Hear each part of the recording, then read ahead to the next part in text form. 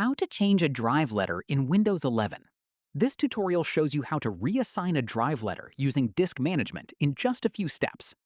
First, head over to the search bar on your taskbar and type partition. From the results, click on Create and Format Hard Disk Partitions to open the disk management window. After that, take a moment to look through the drives listed.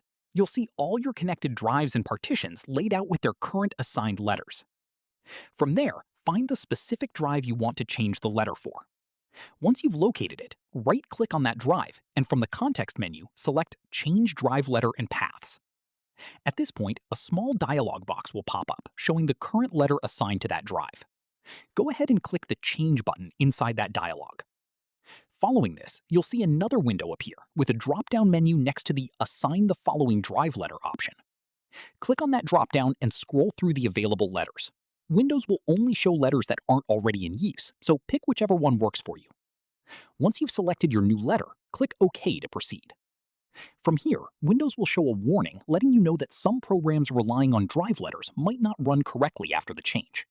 If you're OK with that, go ahead and click Yes to confirm. After this, the disk management window will update immediately, and you'll see your drive now showing the new letter you assigned. Finally, close out of disk management and head over to This PC in File Explorer to verify the change has been applied correctly. And that's it.